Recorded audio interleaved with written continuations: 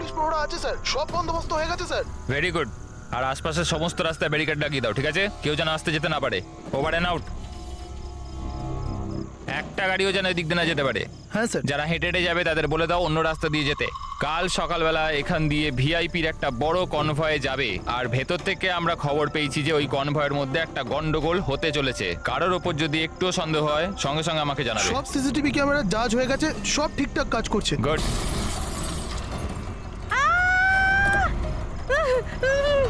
Oh my god, oh my god, oh my god, oh my god.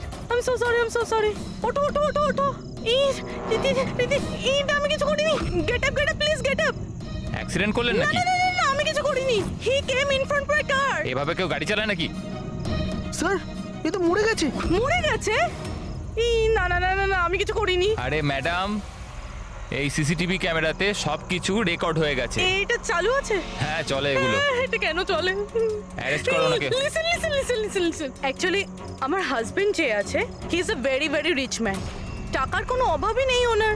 তো যদি আপনারা চান তো এই ফুটেজটা ডিলিট করা যায় না? এক minute. Get up, save some money, get up, please, get up, please. Madam, হ্যাঁ, 10 লাখ। 10 লাখ? সিসিটিভি ফুটেজও গায়েব হয়ে যাবে, তার সাথে সব প্রমাণও। আরে এটার থেকে বাঁচতে গেলে এটুকু টাকা তো দিতেই হবে ম্যাডাম। শুধু টাকা নিলেই হবে না, আরো অনেক কিছু নিতে হবে তোমাদের।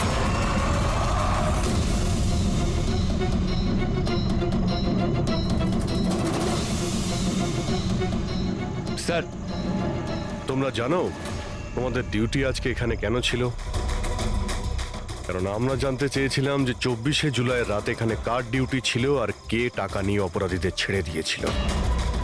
তোমার মতো লোকের পুলিশে থাকার কোনো অধিকার নেই। এবার পরিষ্কার করে বলো, সেই রাতে কি হয়েছিল? তাহলে তোমরাই কি ওই সার্ভেলেন্সের ফিল্মটা এডিট করেছিলে? স্যার ওরা বড্ড প্রেশার দিচ্ছিল। আরে ওরা বড় বড় বিজনেসম্যান, স্যার ওদের হাত অনেক ওপর অবধি। চুপ করো, পরিষ্কার করে বলো কি হয়েছিল। স্যার ওই রাত্রির প্রায় 2:30টার সময় বিক্রম রে আর সিদ্ধার্থর গাড়িটা নীলমের গাড়িটাকে ধাক্কা মারে, আর ওই ওদের মনে হলো যে মেয়েটা মরে গেছে। ওরা বড্ড ঘাবড়ে গেছিল স্যার। ওরা শুধু আমাদেরকে এটুকুই করতে বলেছিল যে এই সিসিটিভি ফুটেজের ওদের অংশটুকু যেন আমরা বাদ দিয়ে দিই, বাকি মেয়েটা আর ওই গাড়িটার ব্যবস্থা ওরা নিজেরাই করে নিতে পারবো বলেছিল। স্যার, সেই জন্য নীলম প্রতিশোধ নিচ্ছে। যখন ওর অ্যাক্সিডেন্ট হয় এরা তিনজন ওকে এখানেই ফেলে গেছিল। নিলাম নয়, অন্য কেউ, যে রে, সিদ্ধার্থ আর বিক্রান্তের উপরে প্রতিশোধ নিচ্ছে।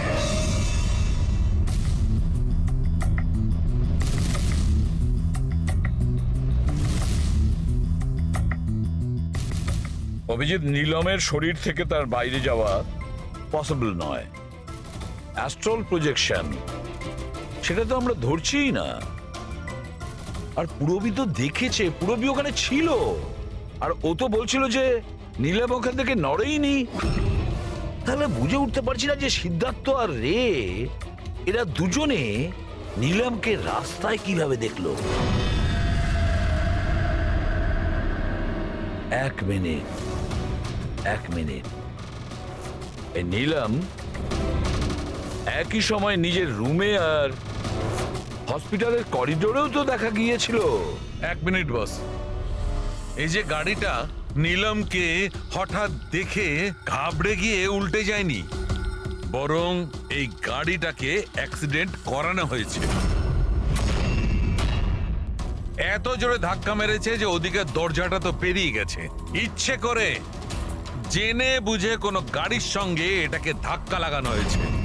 স্যার, সিদ্ধার্থ আর রের অ্যাক্সিডেন্ট একটাই গাড়িতে হয়েছে, কিন্তু ওদের মেডিকেল রিপোর্টস কিছুতেই ম্যাচ করছে না। কি?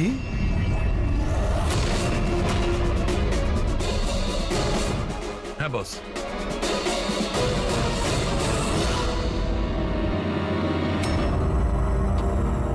এই পুরো রহস্যটা কি?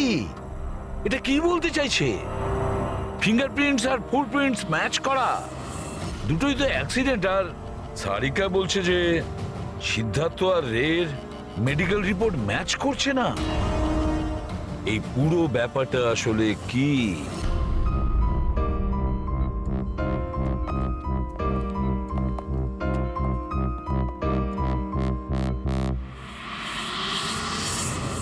বিক্রমকে খুন করেছে আর সিদ্ধার্থ আর রের এই অবস্থা করেছে, এই সব কাজ নিলামের নয়, অন্য কারোর।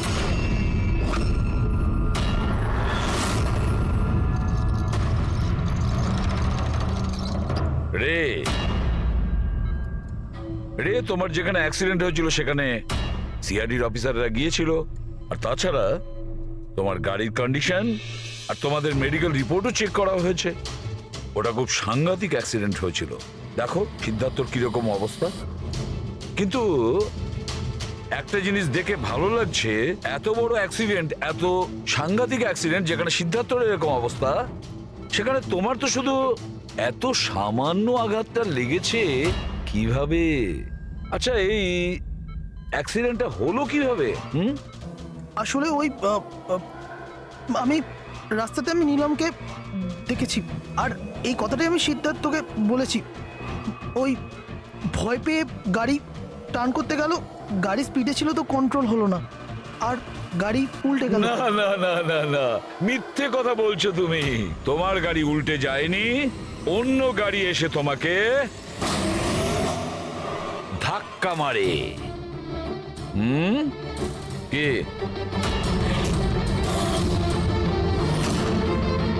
হ্যাঁ স্যার, সিদ্ধার্থকে মারার প্ল্যান আমিই করেছিলাম, আর এতে ভূমি আমাকে সাহায্য করেছিল।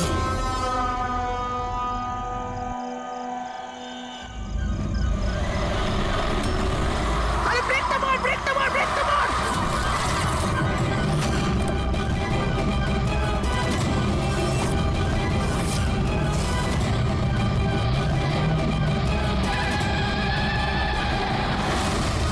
তাহলে ভূমিকে আমরা ভুল সন্দেহ করিনি।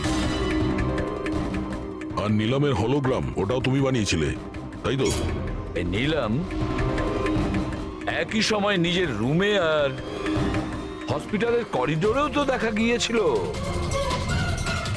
এটা শুধু একটা কারণেই ঘটতে পারে, শুধু একটা কারণে। 3D হলোগ্রাম মানে নিলাম ছিল না, নিলামের ফটো ছিল। হ্যাঁ স্যার, ওই হলোগ্রাম আমি বানিয়েছিলাম, কিন্তু নীলমকে এই অবস্থায় পৌঁছানোর দায়ী আমি নই স্যার।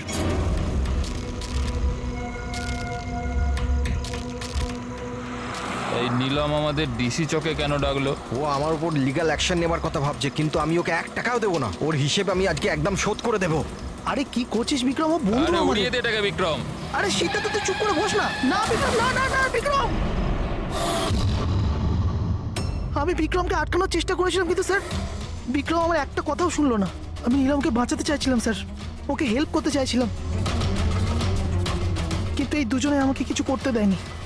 ও আমাদের বন্ধু ছিল স্যার, কিন্তু আমিও টাকার লোভে পড়ে গিয়ে সিদ্ধার্থ আর বিক্রমের সাথে মিলে নীলমের সাথে বেইমানি করলাম স্যার। ওকে বিজনেস থেকে বের করে দিলাম, আর ওকে মরার জন্য ছেড়ে দিয়ে আমরা 3 জন ওয়ার্ল্ড ট্যুরে চলে গেছিলাম। কিন্তু স্যার যখনই আমরা ফিরে এলাম, তখন থেকে আমি বুঝতে পারলাম যে সিদ্ধার্থ আর বিক্রম মিলে আমাকেও এই বিজনেসের পার্টনারশিপ থেকে বাইরে বের করে দিতে চাইছে। কিন্তু এর আগে এই দুজন নীলমের মতো আমার সাথেও বেইমানি করে। আমি এই দুজনকে আমার রাস্তা থেকে সরানোর প্ল্যান করলাম, আর নীলমের সাহায্য নিয়ে ওদেরকে ভয় পাওয়াতে শুরু করি। তাহলে এই বাংলোতে ছুটি কাটানোর আইডিয়া তোমারই ছিল? হ্যাঁ, ওখানে আমি দুজনকে রেখেও ছিলাম বিক্রমকে মারার জন্য। আমি যা করেছি আমার আফসোস নেই স্যার। নীলমের এই অবস্থাতে আমার পরিচয় গোপন করে ওকে টাকা দিয়ে সাহায্য করছিলাম। জেল যাওয়ার পর এটাই চাইবো যে ওর চিকিৎসায় যেন কিছু কম না হয়। আর ভূমি আমার অফিসে কাজ করতো স্যার, এই জন্য আমি জানতাম যে ও আমার সঙ্গ দেবে, আর আমি ভূমিকে ব্যবহার করেছি নীলমের 3D হলোগ্রাম লাগানোর জন্য।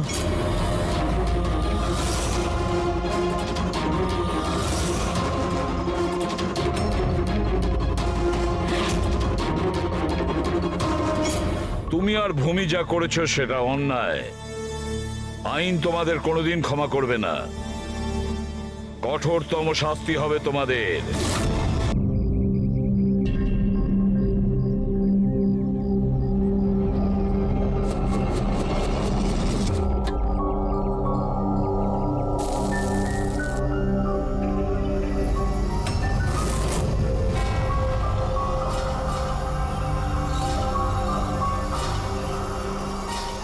কি হলো?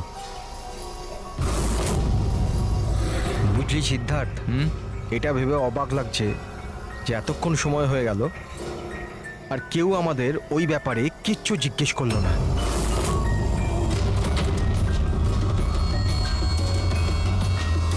এরকম সময়ও কখনো আসবে না। আমাদের ওপর কেউ সন্দেহ করবেই না। কাশিয়া, খাবার কি তৈরি হবে না আজ? হ্যাঁ ব্যাস 5 মিনিট, অলমোস্ট ডান, রেডি হচ্ছে, ব্যাস হয়ে গেছে। বিক্রম, কেমন? আমি সিদ্ধার্থকে অনেকবার জিজ্ঞাসা করলাম যে তুমি হঠাৎ রে আর বিক্রমের সাথে 2 সপ্তাহের জন্য ছুটিতে কেন গিয়েছিলে, কিন্তু ও বলেছিল যে বিজনেসের ব্যাপার। আমার বিশ্বাস হচ্ছে না একটু। তা আশা, তুই বিক্রমকে জিজ্ঞাসা করেছিস? হ্যাঁ জিজ্ঞাসা করেছিলাম, তার এই উত্তর দিল। ও তোকে আবার মেরেছে? তাশা, তোর এটা মনে হচ্ছে না যে বিক্রম মরে গেলে ভালো হয়?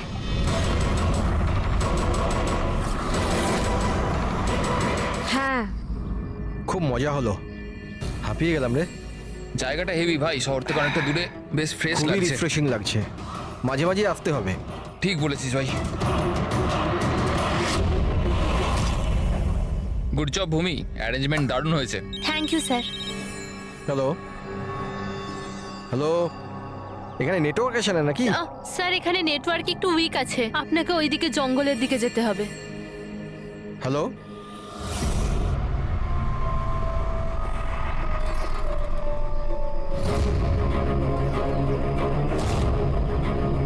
হ্যালো, তোর নেটওয়ার্ক কেন আসছে না? হ্যালো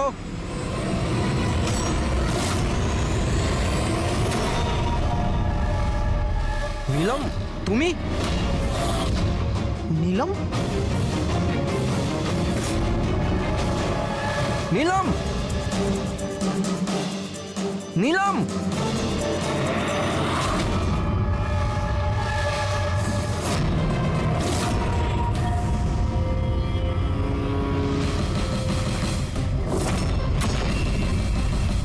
বিক্রম! এখানে নিলামকে কে ডেকেছে? বিক্রম? ও কেন ডাকতে যাবে? কিন্তু ও এখানে কি করে এলো? ওই দেখো নীলম! নিলাম!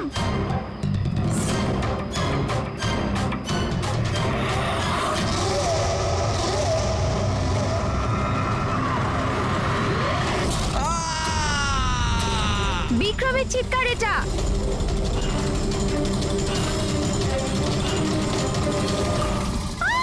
বিক্রম!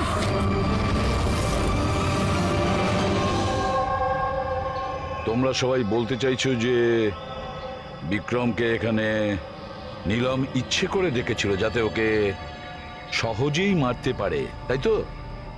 আচ্ছা, আপনারা কি নীলমকে দেখেছিলেন নাকি বিক্রমের মুখ থেকে শুধু শুনেছিলেন? স্যার, আমরা প্রত্যেকে নীলমকে দেখেছি। আর ও হালকা নীল রঙের লম্বা ড্রেস পরেছিল। আচ্ছা, এই নীলম কে? আর ও এখানে কি করে এলো? আচ্ছা, ও কি জানতো যে আপনারা এখানে ছুটি কাটাতে আসছেন? স্যার, নীলম আমাদের প্রত্যেকেরই কমন ফ্রেন্ড। আর 2 মাস ধরে তো নীলমের সাথে আমাদের কোনো যোগাযোগই ছিল না। আচ্ছা, আর তার আগে? স্যার, ওই 2 মাস আগে ওই আমাদের আর নীলমের মাঝে কিছু প্রবলেম হয়েছিল। ওর পরে নীলমের সাথে আর কোনো যোগাযোগ নেই স্যার। হ্যাঁ স্যার, আজ বিক্রমের মুখে নীলমের নাম শুনে আমরা সব অবাক হয়ে গেছিলাম। আপনি তো এখানকার কেয়ারটেকার, আপনি তো খুব ভালোভাবে জানবেন যে এখানে কে এসেছিল আর কি কারণে এসেছিল। একদম ফাঁকা জায়গা স্যার, যে কেউ যেতে আসতে পারে। ভূমি, তুমি বিক্রমকে জঙ্গলে পাঠিয়েছিলে তো ফোনে কথা বলার জন্য? স্যার কারণ ওখানে নেটওয়ার্ক খুব উইক থাকে, তার জন্য। চাইলে আপনারা নিজেরা চেক করে দেখতে পারেন। ঠিক আছে, বিক্রমকে ফোন কলটা কে করেছিল সেটা যদি একবার জানতে পারি তাহলে ঠিক জানতে পারবো যে এখানে কি হয়েছিল আর করেছিল কে।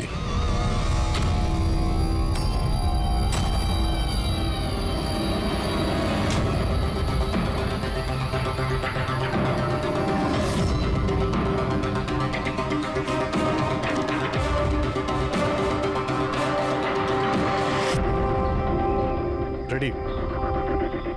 এর উপরে ওঠো। এই নাও। কে আমি? আরে পা দাও, ওইতে পা।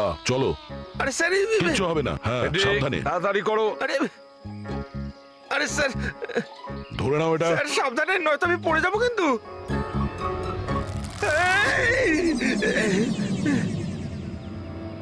স্যার, এরা হয়তো মেয়েটার নাম বলছে, কিন্তু এদের কথায় বিশ্বাস করা একটু মুশকিল। বিক্রমের ওজন প্রায় 70 থেকে 80 কিলো হবে। একটা মেয়ে ওকে কুড়ুল দিয়ে মারার পরে ওর লাশটাকে ফাঁসিতে ঝুলিয়ে দেয়। অদ্ভুত মনে হচ্ছে না স্যার? নীলম? এই নীলমটা আবার কে? কি উদ্দেশ্য থাকতে পারে তার? স্যার, বিক্রমের কাছে একটা আননোন নাম্বার থেকে ফোন এসেছিল। সেই নাম্বারটা ট্রেস তো হচ্ছে না, বোধহয় সিম কার্ডটা ডিস্ট্রয় করে ফেলেছে। হ্যাঁ স্যার, ওই ভূমি কেয়ারটেকার, ওর আচরণও কেমন যেন সন্দেহজনক। ঠিক আছে, দেখা যাক। নিলামের সঙ্গে দেখা করি আগে। এক্সকিউজ মি, এটা কি নিলামেরই বাড়ি? হ্যাঁ, এটা নীলমেরই তো বাড়ি, আর আমি ওর মা হই। আপনারা কারা? আমরা সিআইডি থেকে। সিআইডি? বলুন কি ব্যাপার? অ্যাকচুয়ালি পিনাকি ওয়েস্টে একটা ফার্ম হাউস আছে, সেখানে খুন হয়েছে। ওখানে যারা ছিল তারা এটা বলছে যে ওখানে নিলামকে দেখেছিল। কি তাহলে আপনারা এটাই বলতে চান যে নীলম কাউকে খুন করে দিয়েছে, আর আপনারা ওর বাড়িতে ওর সাথে দেখা করতে এসেছেন? হ্যাঁ। নিলাম কোথায়? আসুন আমার সাথে। কোথায়? আপনারা নীলমের সাথে দেখা করতে চান না? আসুন, আমি দেখা করাচ্ছি নীলমের সাথে।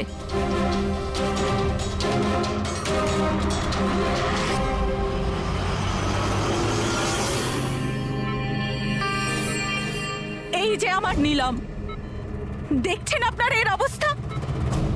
মেশিনের দ্বারা জীবিত আছে,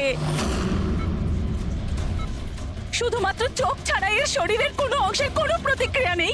আর আপনারা বলতে চাইছেন যে যে এই মেয়েটি কারোর খুন করে দিয়েছে?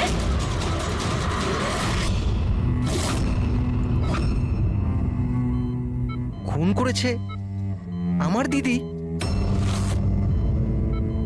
নিলামের এরকম অবস্থা কবে থেকে আর কিভাবে? গত মাস থেকে। ওর সেই গাড়ি অ্যাক্সিডেন্ট হয়েছিল, তারপর। এই অ্যাক্সিডেন্ট হলো কি করে? মানে কেউ এসে ধাক্কা মেরেছিল না গাড়ির ব্রেক ফেল হয়ে গেছিল? ওই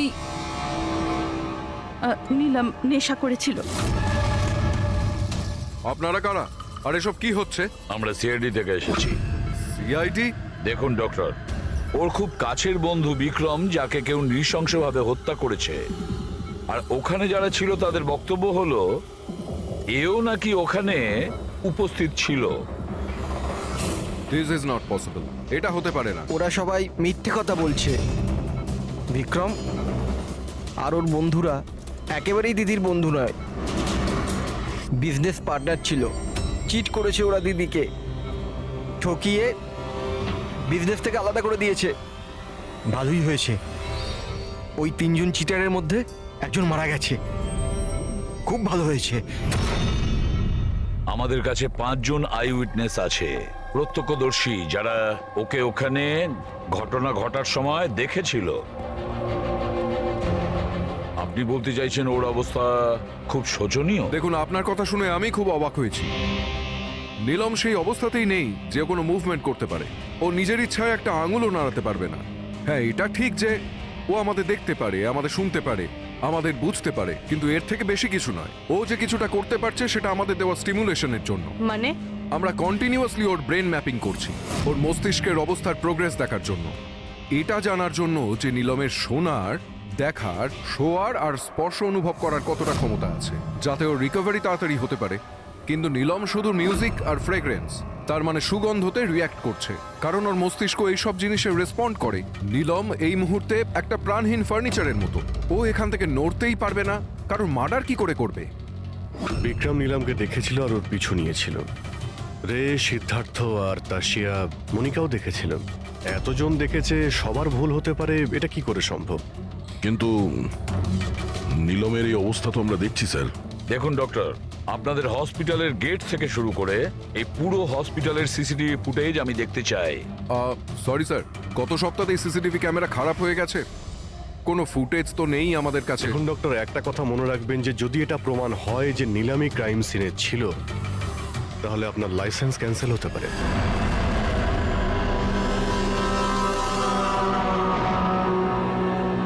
এবার ডক্টর সারিকাকে দিয়ে ওর ভালো করে এক্সামিন করাতে হবে। এই পরিস্থিতিতে দুটো ব্যাপার হতে পারে। হতে পারে এই নীলম নাটক করছে, কিংবা ওর মতো দেখতে কেউ আছে, আর এতজনে দেখেছে, সবার চোখে তো আর ফাঁকি দিতে পারবে না। স্যার, আমার মনে হচ্ছে পুরবি আর ফ্রেডিকে একে লক্ষ্য রাখার জন্য এখানেই থাকা উচিত। তাহলেই জানা যাবে ও বিছানা থেকে উঠতে পারে কিনা। পুরবি, হেড্রিক, এই করিডোর থেকে শুরু করে আর ওর ঘর অবধি খুব ভালো করে খেয়াল রাখবে। ভালো তো লাগছে না ওকে এই অবস্থায় দেখতে, কিন্তু তবু আমাদের ওর ফিঙ্গারপ্রিন্টস আর ফুটপ্রিন্টস নেওয়া দরকার। আর তাছাড়া নীলামের ভাই আর মা ছাড়া ওখানে আর কে কে আসেন ওর খোঁজ নিতে, ওর সঙ্গে দেখা করতে, সেটাও দেখতে হবে।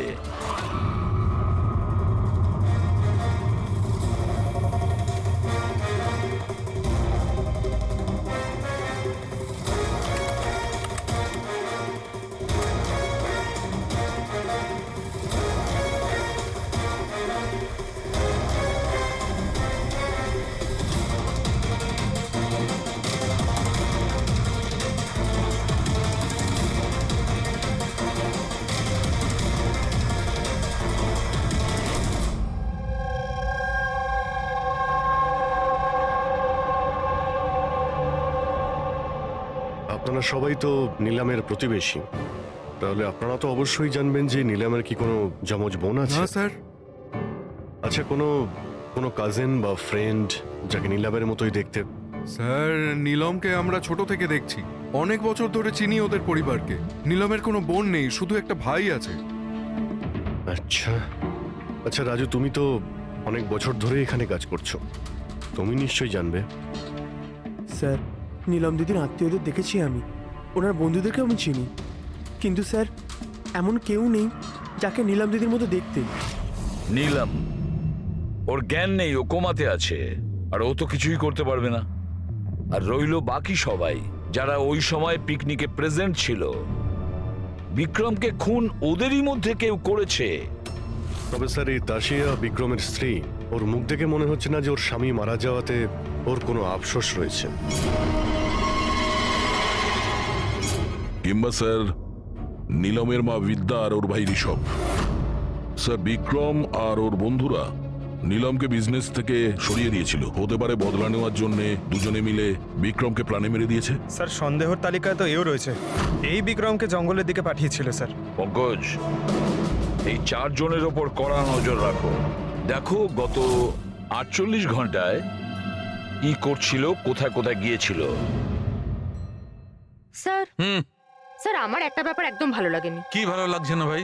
স্যার, আমি নিজে ওই মেয়েটাকে এক্সামিন করে আসছি, বেচারি নিজের হাতটাও নাড়াতে পারে না, আর আমরা ওর ফুটপ্রিন্টস আর ফিঙ্গারপ্রিন্টস খুনির সাথে ম্যাচ করাচ্ছি। দিস ইজ সারিকা, একটা কথা তুমি খুব ভালো করে মনে রাখবে। তুমি এতদিন ধরে সিআইডিতে কাজ করছো। সিআইডির কাজে কোনো ইমোশনের জায়গা নেই। এখানে সবাইকে সন্দেহ করতে হয়। মনে রেখো, ওই মেয়েটাকে 5 জন লোক ওখানে দেখেছে, বুঝলে? ইমোশনের কি আছে? এক কাজ করো, এই সব ফিঙ্গারপ্রিন্টস যেগুলো পুরবি আমাদের এনে দিয়েছে, আর এই দড়ি থেকে, কুড়ুল থেকে যে ফিঙ্গারপ্রিন্টস আমরা পেয়েছি, ওগুলো আমি সেভ করেছি, একটু ম্যাচ করে দেখো যদি কিছু পাওয়া যায়।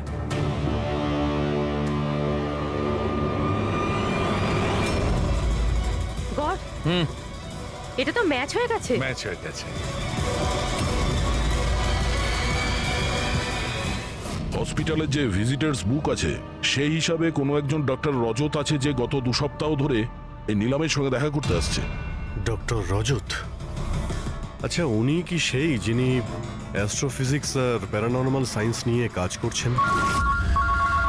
হ্যাঁ শালুকে বলো। কি নীলম ক্রাইম সিনে গিয়েছিল? নীলম হাঁটতে পারে?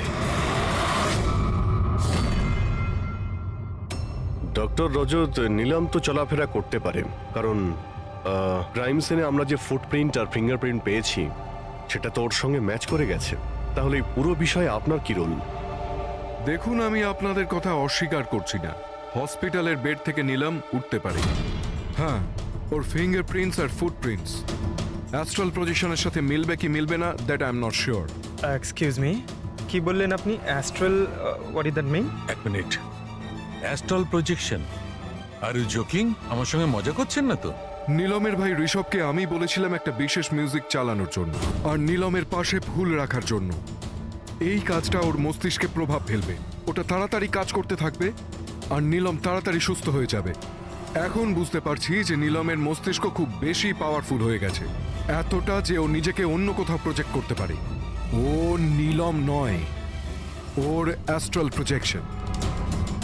এক মিনিট, আপনি বলছেন যে ওর প্রজেকশন অন্য জায়গায় করতে পারবে? এটা কিভাবে সম্ভব? দেখুন, অ্যাস্ট্রাল প্রজেকশনকে যদি খুব সাধারণভাবে আপনাকে বোঝাই তাহলে সেটা এইভাবে। দেখুন, যেমন মরার পরে মানুষের আত্মা তার শরীর থেকে আলাদা হয়ে যায়, ঠিক একই রকম জীবিত মানুষের চেতনাকেও ফিজিক্যালি বাইরে বের করা সম্ভব। আর যেমন আমি বুঝি যে নীলমের কেসেও এরকমই কিছু হয়েছে। দেখুন ডক্টর রজত, সায়েন্সে এমন কোনো প্রমাণ নেই যাতে এই কথাটা কনফার্ম হতে পারে যে শরীর থেকে আত্মাটাকে বাইরে বার করা যায়। আর আপনার থিওরি অনুযায়ী একটা 40-45 কিলো ওজনের একটা মেয়ে যে কোমায় রয়েছে, সে একজন 85 কিলো ওজনের একটা লোককে দড়িতে ঝুলিয়ে দিয়েছে। তার মানে আপনারা আমার কথা বিশ্বাস করছেন? তাহলে আপনারাই বলুন, এক হাত পায়ে অক্ষম মেয়ে যে হাসপাতালের বেডে পড়ে আছে, সে একই সময় দুটো আলাদা আলাদা জায়গায় কিভাবে থাকতে পারে? থ্যাংক ইউ ভেরি মাচ, সেটা আমরা খোঁজ নিয়ে নিচ্ছি।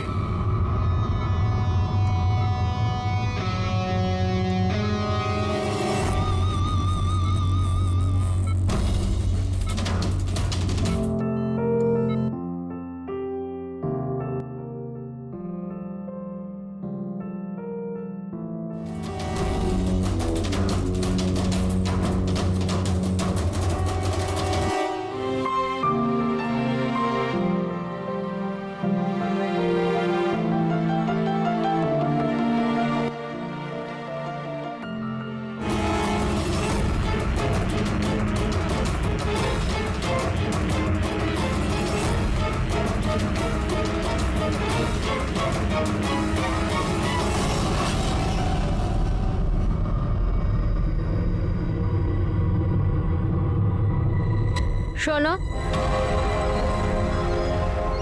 আমি তোমাকে কিছু বলতে চাই।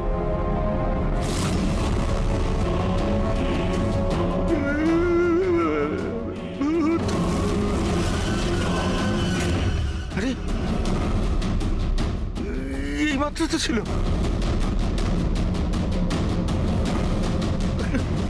কোথায় হাওয়া হয়ে গেল?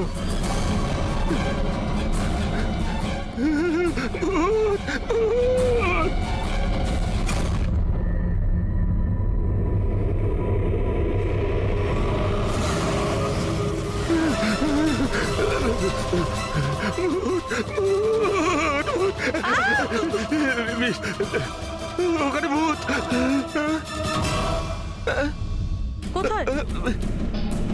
পুরবি, আমি ওকে নিজের চোখে দেখেছি, ওখানে দাঁড়িয়ে ছিল। হঠাৎ করে উধাও হয়ে গেল। কিন্তু নিলাম তো এখানেই ছিল, এখান থেকে ওঠেও নি। এই নিলাম একই সময় দু জায়গাতে?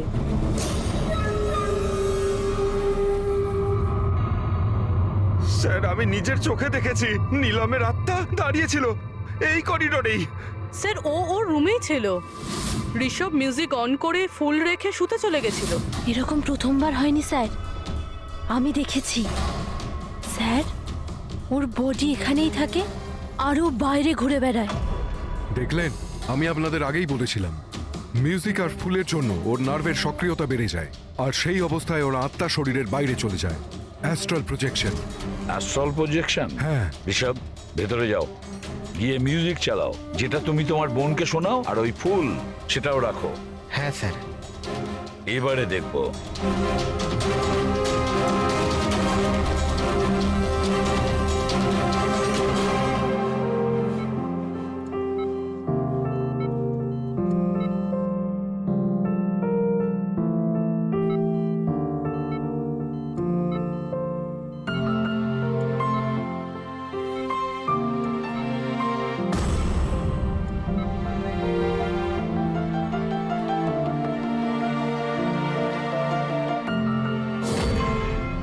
দেখুন, শরীরে সক্রিয়তা বাড়ছে।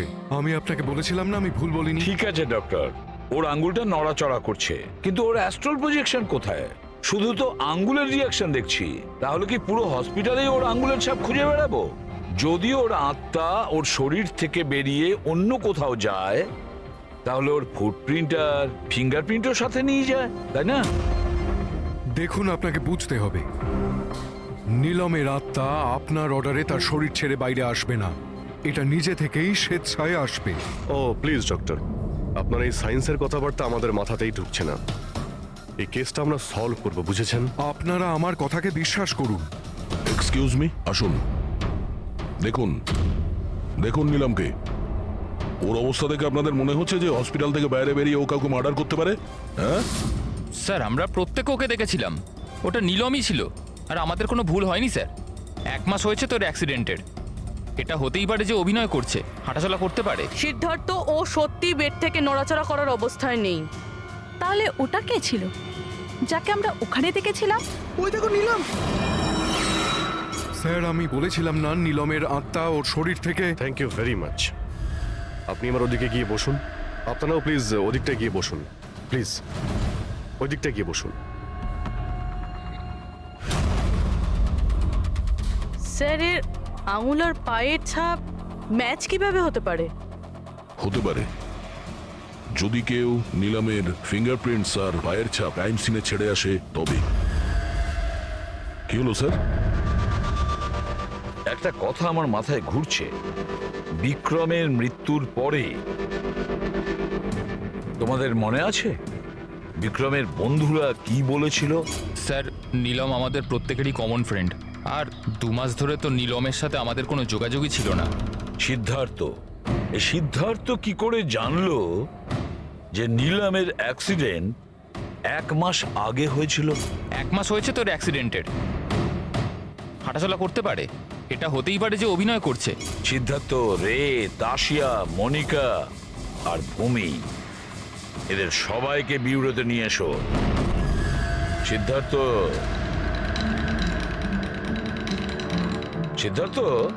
Yes sir. নীলমের সঙ্গে শেষ কবে দেখা হয়েছিল? স্যার, আমি তো বলেইছিলাম, প্রায় 2 মাস আগে। আসলে হয়েছে কি, একটু ভুলে যাই, বয়স হচ্ছে তো।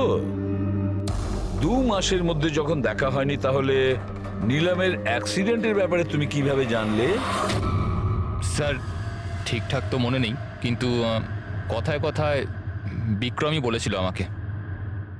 তোমরা বিজনেস পার্টনার ছিলে, তাই ও মারা যাওয়াতে সব থেকে বেশি লাভ তো তোমাদেরই হয়েছে। স্যার, বিজনেস পার্টনার ছিলাম, খুনি নয়। আর ও বন্ধু ছিল আমাদের, ওর ব্যাপারে আমরা এসব ভাবতেই পারি না। যদি লাভের কথা বলেন তো বিক্রমের মৃত্যুর লাভ তো সবচেয়ে বেশি ওর ওয়াইফ তাশিয়ারই হয়েছে। বিক্রমের মৃত্যুর পর আপনার প্রতি হওয়া অত্যাচার কমে গেল, এটা ছাড়া আর কোনো সুবিধা পেয়েছেন আপনি? হ্যাঁ, বিক্রম চলে যাবার পর আমার আর ভয় লাগে না, আর আমি বেশ ভালোই আছি। কিন্তু আমি বিক্রমকে মারিনি। নীলমকে চেনেন আপনি? আমি নীলমকে একদমই চিনি না। 25শে জুলাই যেদিন নিলামের অ্যাক্সিডেন্ট হয় সেই সময় তোমরা কোথায় ছিলে? স্টার ক্লাব, বিকেসি, তারপর আমরা এয়ারপোর্ট গেছিলাম স্যার। সিদ্ধার্থ, তোমার স্মৃতিশক্তির প্রশংসাই করতে হয়। স্যার মনে তো থাকবেই, ওয়ার্ল্ড ট্যুরের জন্য টিকিট আমি তো বুক করেছিলাম। ট্রাভেল এজেন্ট কে ছিল? সাইমা ট্রাভেলস। যেই বাংলোতে আপনি ছুটি কাটাতে গিয়েছিলেন, ওখানে যাওয়ার আগে আপনি ওখানে 2-3 বার গিয়েছিলেন। কি করতে গিয়েছিলেন? আমি এটাই দেখতে গিয়েছিলাম যে ওখানে কেমন সব ব্যবস্থা, ওটাই দেখাচ্ছিল। ভূমি, আপনি বিক্রমকে বাংলোর পিছনে এইটা বলে পাঠিয়েছিলেন ওখানে নেটওয়ার্ক আসে, কিন্তু এটা সত্যি না, আমরা চেক করেছি। দেখুন ম্যাডাম, ওরা অনেক বড় লোক, আমার ওদেরকে মেরে কি লাভ হবে? আর আপনি শুধু শুধু আমাকে এইসবে টানছেন। ম্যাডাম, আমি কিছু করিনি। তাহলে বিক্রমের মৃত্যুর আগে, একদিন আগে হসপিটালের বাইরে কি করছিলেন? আমার ভাইয়ের দোকান আছে, ওখানে দেখা করতে গেছিলাম। আর মনিকা, আপনার কি বক্তব্য? আমি নীলমের ব্যাপারে কিছু জানি না, তাছাড়া আমার হাজবেন্ড আমাকে বেশি কিছু বলে না, তাই এসব ব্যাপারে আমার কিছু যায় আসে না।